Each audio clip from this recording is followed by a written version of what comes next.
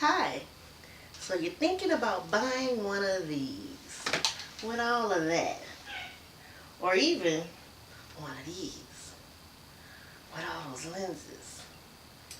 When you get it, then what do? There's so many different things on it that you get confused. Well, what we're going to talk about are the features that's on the SLR camera. In particular, aperture and shutter priority. Now, if you can get these two things down pat, then you'll be able to use so many other features on the camera. So what is that? What does that mean? Well, on a Canon, you're going to notice these particular modes. We're going to talk about those modes. We're going to also talk about the modes. It's the same thing that's also on a Nikon. It's just going to be labeled a little different. So if you see me use certain names, just know it's pretty much the same thing on either camera. So aperture is A, shutter priority is S. And so that is what we're going to talk about today. So then the question comes up, what is that? What is aperture priority? Well, first we're going to define what priority is, then we're going to define aperture, and then we're going to show a measurement. And you're going to see some samples of these as we go throughout this presentation. So priority. What is priority? Well, in reference to aperture priority, you're able to set the aperture and the camera will automatically set the shutter speed. So you're controlling the aperture. You're saying what you want it to be, and the camera will do the rest for you. Now, what is aperture? It'll be either an AV on a Canon, or it will be an A on a Nikon if you have the mode set to that. Well, what it is the size of the opening in the lens through which light is allowed to pass whenever the shutter is open. So the larger the aperture, the more light passes through. What does that all mean? That's a lot of words. Well, this is an aperture. This is what it looks like on a camera. That little circle opening that's right there. Well, it's little right now, but you've got different sizes. You've got your large aperture, you have your medium aperture, you have a small aperture. And if you notice, and we'll talk about that in a moment, the measurements that's right below it. Now, the measurements, they're measured in f-stops. So you did see F, and you saw a number. The larger the aperture, which means it's a wider opening, then it's going to be a small number. So f2, that's small. But the opening is going to be very wide. The smaller aperture is going to be a narrow opening, but the number is larger, like f22. And the purpose of having the aperture so large or so small is it controls the light that enters the camera. Okay, so what does that mean? Well, here's a sample of the size of the aperture with the measurement and what that looks like on a camera. So if you notice the smaller measurement, it lets in a lot of light. It's a very open aperture. Now, if you can get a lens that has that f-stop, that's an awesome lens. It tends to cost a whole lot more than your typical cameras. But then, your majority of your cameras will have this range, or lenses will have this range of aperture. And if you notice, the smaller opening has the larger number f22. So here it says lots of light is in the camera, and it does talk about shutter speed. It's going to it's going to automatically set a fast shutter speed. Now, if you notice here, it says it's going to have a fuzzy background if you use this particular aperture or f-stop. I'll show you a sample of that, and I'll also show you a sample of f22 when everything is in focus. So what does that look like? If you notice on this photo, her eyes is what's in focus. This we used an f2. So if you notice the background, everything around her eyes is all fuzzy. That was intentional. That was using an f-stop with a wide aperture. It let in lots of light And so you have this effect. This makes your photos very unique. Then you'll also notice in this photo, it's a landscape photo. Everything is in detail. Everything is clear. And this was using an f/22, and every part of the photo is in focus. Now, this chart is a sample. It's good to use it as a reference as you get used to your camera. You're going to notice the smaller number again. It's a very large aperture. You barely see the background. The individual is in focus. But the larger your number goes, you can begin to see more of the background. It gets more and more clear, not just the subject of the photo. And then by the time you get to your higher number aperture, everything is very clear. So the numbers to fall in, as you get used to it, you probably want to go anywhere from a 5.6 to 16, f/16, as you get used to the camera. But when you want to try something different, then try your other ranges on the end. And we'll talk about the other things at the bottom later on and what that means. But this is how you control the aperture on your camera. And when you can master this, then you can move on. Then you're able to move on to the other things that your camera can do. So what are those other things?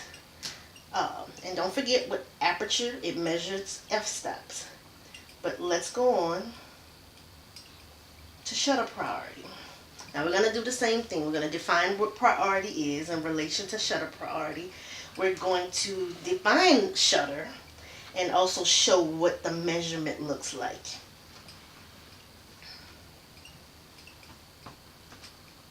So what is priority? You are able to set the shutter speed. And when you set the shutter speed, the camera will automatically select the aperture. Now, this is important depending on the type of photos that you're taking. Now, what is shutter speed? On the camera, on a Canon it will say TV, but on a Nikon it will say S. And what that means is the amount of time that the shutter stays open. The longer the shutter stays open, the more light that's allowed to pass through so that the sensor can capture the photo. Okay, so what does that all mean? How is that even measured? Well, it's measured in seconds, or more often, the fractions of a second. So here you're going to see a sample of the measurements and what's considered really fast and what's considered really slow. So notice the measurements. These are your typical ranges that you'd fall in. But the higher extremes are very creative. That's when you become really creative with your photo. You would select a short shutter speed if you were trying to freeze a fast-moving subject, such as if you're shooting sports or action or wildlife or water, and you want to freeze the action, or even children, then that's when this shutter priority on your camera is awesome to use. So what does that look like? Well, if you're using a fast shutter speed, here's a hummingbird. And if you're using a fast shutter speed, then you will see him caught in action, but you can see him in every detail. If you use a medium shutter speed, you'll notice his wings flapping so you can see the movement a little bit, even though he will still be in focus, or part of him will be in focus. But then if you use a slow shutter speed, then you'll notice the blur of the movement. You can actually see that it's moving. So it depends on what effect that you want, and that will determine the shutter speed that you're going to use. Here's another example. If you set your shutter speed at 1 second, this same thing, while it's moving, will look like this. But when you change it to 1/160 of a second, then you can see the details. It's like the camera stops everything for you. Here's another example using water. At 1 second, notice everything is kind of fuzzed. You see that's water, you can tell. You change it up, then you can also see how you can see the water. You still see the drops, but the details of the drops are even more. You actually catch it in action. So if you want to have fun with your camera, then try all these different things just to see what it does. The other thing that I haven't mentioned also, what affects your shutter speed is how close or how far you are from the subject. So try all those things and play with them just to see what you come out with and if you really like what it comes out to. Now, both of those things we talked about, which was shutter speed and aperture priority, when you're able to master those two modes and you're actually on a project, then you'll use what's called program mode. Now, what that does is it allows you to set what is most important. The camera will do everything for you, but let's say your event changes or the situation changes, and so you don't have time to switch modes. Well, this particular mode will allow you to switch from shutter speed to aperture without having to go through the trouble of resetting your camera. So you set either the aperture or the shutter speed, and the camera will maintain the correct exposure by adjusting the other one accordingly. This will give you additional freedom without having to switch between shooting modes. Now, one thing we won't talk about in this particular presentation is about the ISO. You will have to adjust your ISO. And what the suggestion is, you start off with the lowest number, which would be 100, and you increase it as necessary when you're using the program mode. So set your ISO to 1 or 200, and then from there determine if you need to increase that. But for now, just remember to use the low ISO number whenever you use program mode. Now, here's a sample of the program mode. How if you set your ISO at 200, but you leave your aperture at f8, but the only thing you're changing is your shutter speed. Well, changing each of your shutter speeds will have a different effect, and this is just a light on a candle, so it will have a different effect. So try all of these things when you're in program mode just to see what it comes out to be, and if you even like it, and whichever one you prefer, it's still going to be an amazing shot. It just depends on what your style is. Now, this is the using it, but changing, instead of the aperture, changing the shutter speed. So it's sort of the same effect. Well, you change the effect by just changing one thing. By changing just one thing in the setting in program mode. So it gives you a lot of creativity and keep you from having a typical shot than just an automatic camera. Now, in manual mode, now this is when you think you've mastered aperture, when you think you've mastered shutter priority, you've had time to play with the program mode, then you go into manual mode. This gives you full control over the exposure determination. You will set the aperture, you will also set the shutter speed, and then there will be an indicator, so you will notice on the camera screen or in the viewfinder, you will see whether or not everything falls to where you want. If it's going to be underexposed or overexposed. So the manual setting does seem to be overwhelming, but it really actually will tell you what settings you have and if you need to make any adjustments.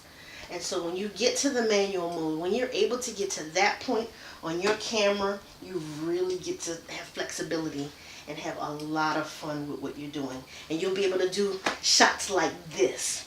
Fireworks. I mean, how many of us have tried to take that with cell phones and it just doesn't come out right? Oh, get you a DSLR camera. You'll be able to do this. And how about this one? Amazing.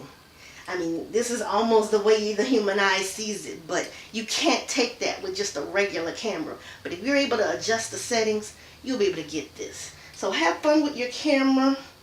Don't give up. Don't get frustrated. Try it.